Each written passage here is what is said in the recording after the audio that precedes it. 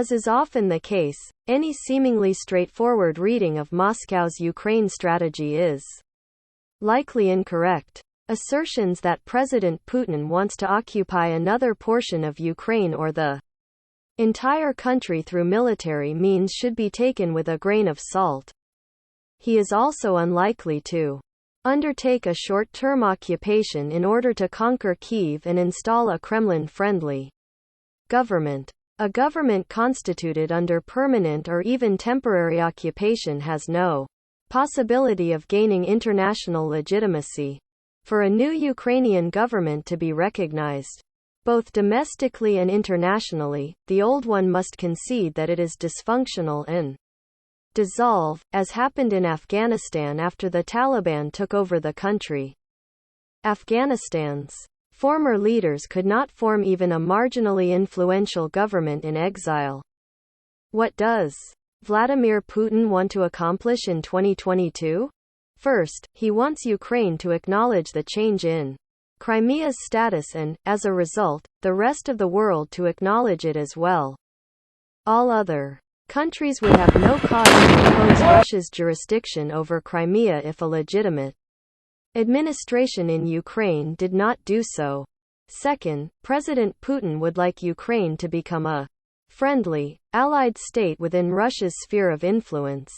And third, he would like the West, particularly the United States, to acknowledge Russia's special status, or, more precisely, Putin's special status, in Eurasia, particularly in the former Soviet Union's territory, and he would seek the lifting of most, if not all, sanctions imposed on Russia. He certainly has other objectives, such as those related to his domestic politics, but they are secondary to the above. Obviously, these goals cannot be achieved via negotiations and by simply waiting for a change in political circumstances. No Kyiv government, provided it is legitimately elected, will recognize the new status of Crimea, or that of the Donbass, in case of its annexation. Ukraine's diplomatic efforts will deter other countries from doing so. Western powers are unlikely to acquiesce to Putin's claims and historical cultural arguments, especially after what has happened in recent months. It is also obvious that Ukraine can be neither a friend to nor an ally of Putin's Russia under these circumstances. Sooner or later, the Ukrainian elite's desire for the country to be integrated into Western political and military structures will bear fruit, thus removing Ukraine from the Kremlin's neo-imperial projects once and for all. There is only one viable approach, in my opinion, that could help Russia's leadership in transforming Ukraine into what the Kremlin wants. Months of pressure on Ukraine have the potential to wake up the network of Russian agents in Ukrainian politics, the economy, and the intelligence community. Furthermore, Putin correctly assumes that a major portion of Ukrainian society is unwilling to go to war or rally behind the country's current political leaders, even if a national victory is the goal. There is no realistic scenario in which the Ukrainian army could successfully resist a large-scale Russian invasion for a long time without assistance from NATO member states. Inevitable failures on the front lines would empower all the forces that are dissatisfied with the current government, which would only weaken Ukraine. Should a military operation be carried out in Russia, breaching Ukrainian defenses in multiple locations and reaching Kyiv would create conditions not only for the end of Volodymyr Zelensky's regime but also for the collapse of Ukrainian statehood in its present form.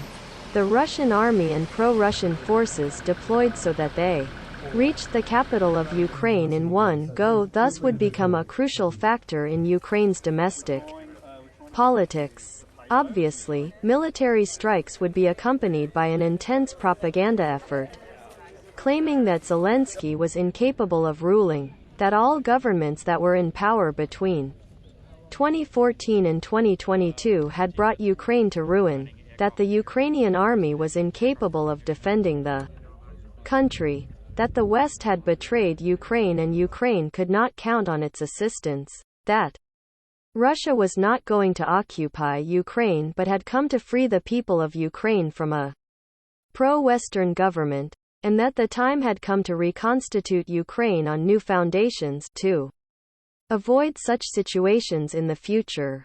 Consider the following scenario. The front lines are in shambles, the army has been defeated, the road to Kyiv is clear, and the West imposes more sanctions but refuses to go to war.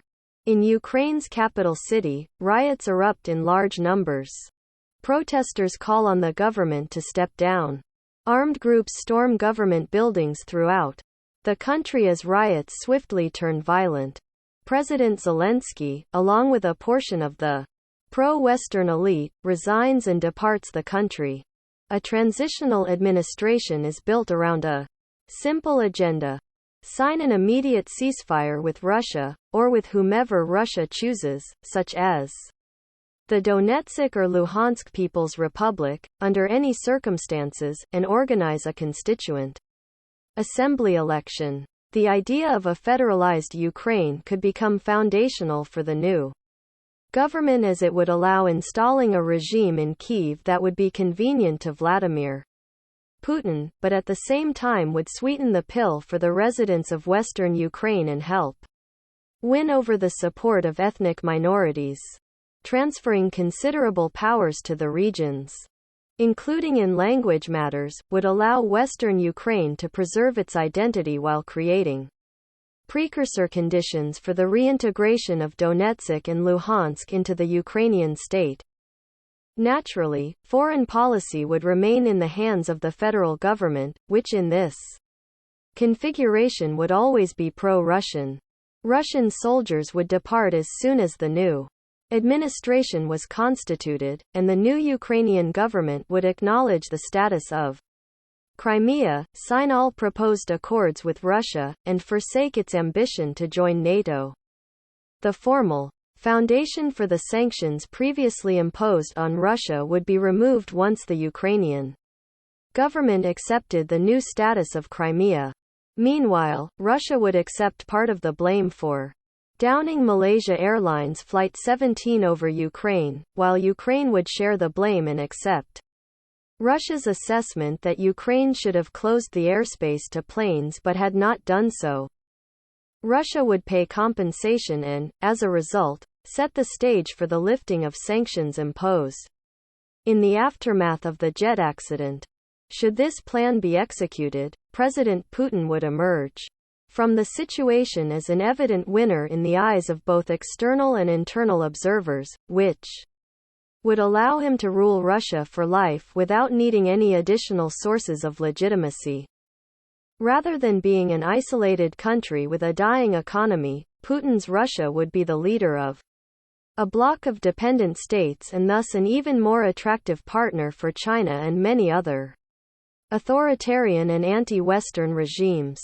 The West's defeat in Ukraine would have lasting consequences for the world economy and politics and would undermine the Western powers in both military and political senses.